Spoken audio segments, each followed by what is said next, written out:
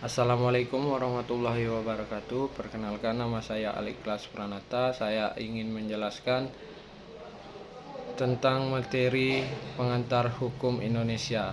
Yang pertama, sumber hukum material.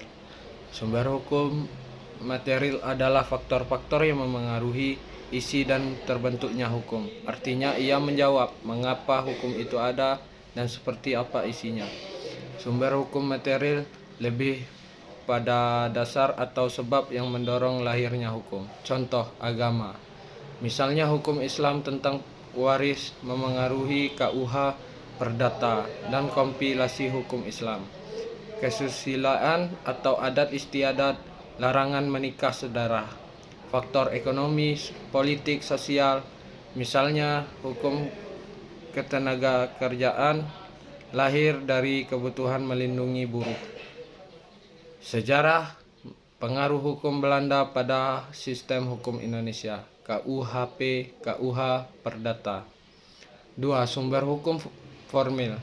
Sumber hukum formil adalah cara atau bentuk bagaimana hukum itu berlaku, diakui, dan mempunyai kekuatan mengikat. Jadi ia lebih ke dari mana hukum itu didapat. Contoh, undang-undang. Misalnya Undang-Undang 1945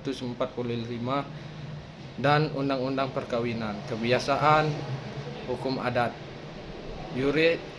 Jurisprudensi, putusan pengadilan yang dijadikan pedoman. Traktat, perjanjian internasional, misalnya Konvensi Hukum Laut, UNCLOS.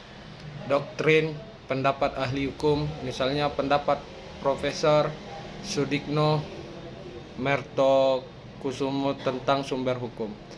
3. Sumber hukum Indonesia. Dalam sistem hukum Indonesia, sumber hukum dibedakan sebagai berikut. Sumber hukum formil utama dan sumber hukum lain atau tambahan. Sumber hukum formil dalam sistem hukum Indonesia, sumber hukum dibedakan menjadi Undang-Undang Dasar 1945, TAP MPR, undang-undang atau peraturan pemerintah di pengganti undang-undang Perpu, peraturan pemerintah PP, peraturan presiden Perpres, peraturan menteri Permen, peraturan daerah Perda.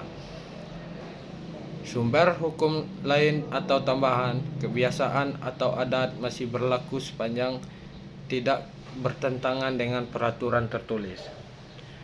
Jurisprudensi atau putusan MA yang tetap dijadikan acuan.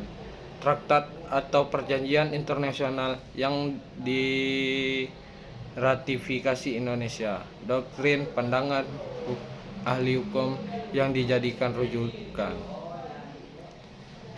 Baik, sekian dari saya. Mungkin sekian dari saya penjelasan tentang materi pengantar hukum Indonesia. Mohon maaf bila banyak kekurangan atau kesilapan. Saya tutup dengan Assalamualaikum warahmatullahi wabarakatuh.